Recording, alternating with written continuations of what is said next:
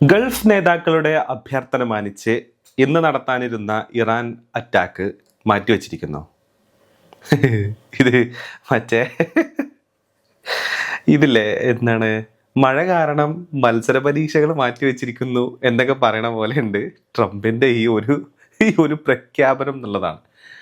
എൻ്റെ പൊന്നോ, ഈ വാർത്ത വന്നതിന് ശേഷം ഉണ്ടല്ലോ, ഏറ്റവും രസം എന്താണെന്നറിയോ, ഇതിൻ്റെ താഴെയുള്ള കമൻറ്റ് വായിക്കുക എന്നുള്ളതാണ്. അങ്ങേയറ്റം കോമഡി എന്ന് പറഞ്ഞു കഴിഞ്ഞാൽ ഒടുക്കത്തെ കോമഡി പീസായിട്ട് മാറിയിരിക്കുകയാണ് ട്രംപ് എന്നുള്ളതാണ്. അത് ഞാൻ കുറച്ച് സാധനങ്ങൾ വായിക്കാട്ടോ. മഴ കാരണം നടക്കാനിരുന്ന ക്രിക്കറ്റ് ടൂർണമെന്റ് മാറ്റിവെച്ചു എന്ന പോലെ ഈ മനുഷ്യന് കൊലയും കുരുതിയും എത്രമാത്രം ലളിതമാണെന്ന് നോക്കൂ ലോക പോലീസിന്റെ ഭ്രാന്ത്. പിന്നെ ഉള്ളത് എന്താ അറിയോ, അങ്ങനെ പറഞ്ഞാൽ പറ്റൂല, ഇന്ന് തന്നെ തുടങ്ങണം. പിന്നെ ഉള്ളത്, അടുത്തൊരു ഭീഷണി ഉണ്ടാകുന്നത് വരെ വേറൊരു ഭീഷണി ഉണ്ടാകില്ലെന്നും കൂട്ടിച്ചേർത്തു. ഇതാണ് ഈ ന്യൂസ് കണ്ടപ്പോൾ എൻ്റെ മനസ്സിലൂടെ വന്നൊരു സാധനം ഇതാണ്. അതായത് ഈ അടുത്തൊരു ഭീഷണി ഉണ്ടാകുന്നത് വരെ ഇനി ഒന്നും ഉണ്ടാവില്ല എന്നുള്ളതും കൂടെ രേഖപ്പെടുത്തിയിരിക്കുന്നു എന്ന് പറയുന്ന ആ സാധനം. ഇനി പിന്നെ പറയുന്നത് എന്താ വെച്ചാൽ, മലയാളത്തിൽ പറഞ്ഞാൽ ഇവന് മനസ്സിലാകില്ല, ഇംഗ്ലീഷ് നമുക്കും അറിയില്ല, പോത്തിന്റെ കാതിൽ ഓതിയിട്ട് ഒരു കാര്യമില്ല, പോയി ഇറാന്റെ അടി വാങ്ങിയിട്ട്. പിന്നെ ഉണ്ടായിരുന്നത് എന്താ പറയാ, അടുത്ത ചിങ്ങത്തിലേക്ക് മാറ്റി വെച്ചാലോ പിള്ളേച്ച, ഇങ്ങനെ കുറേ സാധനം. ഇതെന്താണോ പരീക്ഷയോ മാറ്റി വെക്കാൻ, ഓർഡർ കൊടുത്ത പെട്ടി മുഴുവൻ കിട്ടിയില്ല, അതാണ് കാരണം. എൻ്റെ പൊന്നോ, ഇങ്ങനെ കുറേ കോമഡി കോമഡി കോമഡി സാധനങ്ങളാണ് കേട്ടോ ഇതിൻ്റെ കമൻറ്റിൽ വരുന്നത്. ട്വിറ്ററിൽ പോയി നോക്കിക്കഴിഞ്ഞാൽ, അല്ലെങ്കിൽ എക്സിൽ പോയി നോക്കിക്കഴിഞ്ഞാൽ ഇംഗ്ലീഷുകാർ സായിപ്പന്മാരെന്നെ ഇങ്ങനെ ട്രോളാണ് ഇതിൻ്റെ അണ്ടറിൽ പോയിട്ട്. എന്തൊരു കഷ്ടം ആലോചിക്കണേ. ലോകത്തിൻ്റെ പോലീസ്, ലോകത്തിൻ്റെ ഏറ്റവും നെറുകയിൽ നിൽക്കുന്ന എന്താ പറയുക രാജ്യം, ലോക പോലീസ്, ലോകത്തിലെ ഏറ്റവും വലിയ സൈനിക ശക്തി, അതേപോലെ തന്നെ ന്യൂക്ലിയർ ബട്ടൺ കയ്യിലുള്ള മഹാൻ, ഈ മനുഷ്യനെയാണ് ആൾക്കാർ ഇങ്ങനെ ട്രോളി കൊല്ലുന്നത് എന്നുള്ളതാണ്. ഇറാൻ ലോകത്തിന് ഒരു കാര്യം കാണിച്ചു കൊടുത്തു. നിങ്ങൾ ഇവരൊക്കെ കണ്ടിട്ട് മുട്ടിൽ വരച്ച് നിൽക്കേണ്ട ഒരു ആവശ്യമില്ല.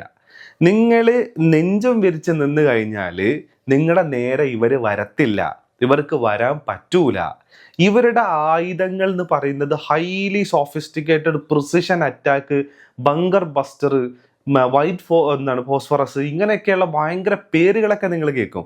പക്ഷേ ഇതൊരെണ്ണം എടുത്ത് ഉപയോഗിക്കണം എന്നുണ്ടെങ്കിൽ ഇവരുടെ പോക്കറ്റിൽ നിന്നൊരു ഹ്യൂജ് മണിയാണ് കാലിയായി പോകുന്നത്. അത് ഇവർക്കൊരു പ്രശ്നമാണ്. അപ്പം ഈ പേരുകളൊന്നും കേട്ട് നിങ്ങൾ ഭയപ്പെടേണ്ട ആവശ്യമില്ല. ഇത് നിങ്ങളുടെ നേരെ ഇത് കുറച്ചു കാലം അറ്റാക്ക് നടത്തിയെന്ന് വിചാരിച്ചിട്ട് നിങ്ങൾ ഭയപ്പെടേണ്ട ആവശ്യമില്ല.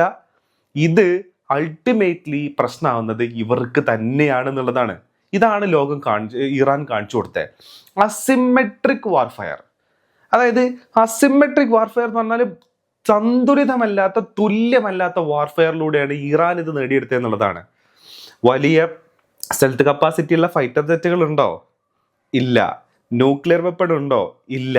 വേറെ രാജ്യങ്ങളിൽ ബേസ് ഉണ്ടോ? ഇല്ല. ആകെയുള്ള കുറച്ച് മിലീഷ്യ ഗ്രൂപ്പുകളാണ് സപ്പോർട്ട് ചെയ്യുന്നത്, അല്ലേ? അതേപോലെ തന്നെ 10-40 വർഷങ്ങളായിട്ട് ഉപരോധത്തിൽ കടന്ന് എട്ടങ്ങാറാവുന്ന ഒരു രാജ്യം. ഇത്രയേറെ നെഗറ്റീവ് ഫാക്ടറുകൾ ഇറാനെതിരെ ഉണ്ടായിട്ടും, അതേപോലെ തന്നെ ആക്രമണം തുടങ്ങുന്നതിന് മുന്നേ അവിടുത്തെ ആ റെജീമിനെതിരെ ഒടുക്കത്തെ പ്രക്ഷോഭങ്ങളാണ് നടന്നുകൊണ്ടിരുന്നത്. മാസാമിനി കൊല്ലപ്പെട്ടതിന് ശേഷം നടക്കുന്ന പ്രക്ഷോഭങ്ങൾ.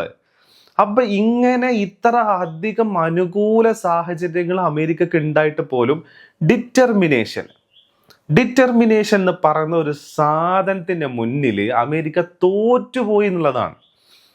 ഞങ്ങളുടെ കയ്യിൽ USS ജെറാൾഡ് പോലെ 36 എയർക്രാഫ്റ്റുകളൊക്കെ ഇങ്ങനെ എന്താ പറയാ വഹിച്ചോണ്ട് പോകാൻ പറ്റുന്ന ഫൈറ്റർ ജെറ്റുകളൊക്കെ ഇങ്ങനെ ഓടിച്ചോണ്ട് പോകാൻ പറ്റുന്ന വലിയ കപ്പലുകളൊന്നുമില്ല, ഡിസ്ട്രോയേഴ്സ് ഇല്ല.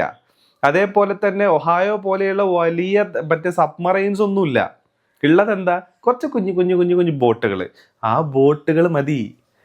അപ്പോൾ ഇത് ലോകത്തിന് ഇറാൻ കാണിച്ചു കൊടുത്ത ഒരു സാധനമുണ്ട്. പിന്നെ ഇറാൻ്റെ ആ ഒരു ജോഗ്രഫി എന്ന് പറയുന്നത് ഇറാൻ്റെ ഏറ്റവും വലിയ അഡ്വാൻറ്റേജും കൂടിയാണെന്നുള്ളതാണ്. ഒരു ചോക്ക് പോയിന്റ് ഇറാൻ്റെ കയ്യിലുണ്ട്, അത് കൈയടക്കി ഇറാനും കൂടെ ഉണ്ട്. അപ്പോൾ ഈ അസിമെട്രിക് വാർഫെയറിലൂടെ ലോകത്തിലെ ഏറ്റവും വലിയ സൈനിക ശക്തിനെയാണ് യഥാർത്ഥത്തിൽ തളച്ചിട്ടേക്കുന്നത് എന്നുള്ളതാണ്. ഭീഷണികളുടെ പെരുമഴക്കാലായിരുന്നു ട്രംപ്, അല്ലേ? ആദ്യത്തെ 1-2 ഭീഷണികളൊക്കെ വന്നപ്പോൾ ലോകം ഇങ്ങനെ കാത്തിരുന്നു, പല ചാനലുകളും, ഇന്ത്യയിലടക്കമുള്ള പല ചാനലുകളും കൗണ്ട് ഡൗൺ വരെ സ്റ്റാർട്ട് ചെയ്തു. ഇപ്പൊ വീഴും ബോംബ് എന്നുള്ള ലെവലില് ഇപ്പൊ എറി എന്ന് പറഞ്ഞ് നിന്നിട്ട് അവസാനം വന്ന് പറഞ്ഞു, ഇല്ല, ഞാൻ നിങ്ങൾക്ക് കുറച്ചും കൂടെ ചിന്തിക്കാനും ഒന്ന് ആലോചിക്കാനൊക്കെ സമയം തന്നിരിക്കുന്നു, കുറച്ചും കൂടെ നമ്മൾ നീട്ടി വെച്ചിരിക്കുന്നു. പിന്നെ നീട്ടലായിരുന്നു. അതിലൊരു കുറവുണ്ടായിരുന്നില്ല നീട്ടല് എന്നുള്ളതാണ്. അവസാനമാണ് ഈ കാക്കല പരീക്ഷ മാറ്റിവെച്ചു, ഓണപ്പരീക്ഷ മാറ്റിവെച്ചു, മത്സര പരീക്ഷ മാറ്റിവെച്ചു എന്നൊക്കെ പറഞ്ഞ പോലെ യുദ്ധം മാറ്റിവെച്ചിരിക്കുന്നു. അതെ, പുള്ളി ഇവരൊക്കെ വന്ന് കുറച്ച് അഭ്യർത്ഥിച്ചിട്ടുണ്ട് മാറ്റണമെന്ന്, അതുകൊണ്ട് നമ്മൾ യുദ്ധം ഒന്ന് കുറച്ചു കാലത്തേക്ക് മാറ്റി വെച്ചിട്ടുണ്ട്.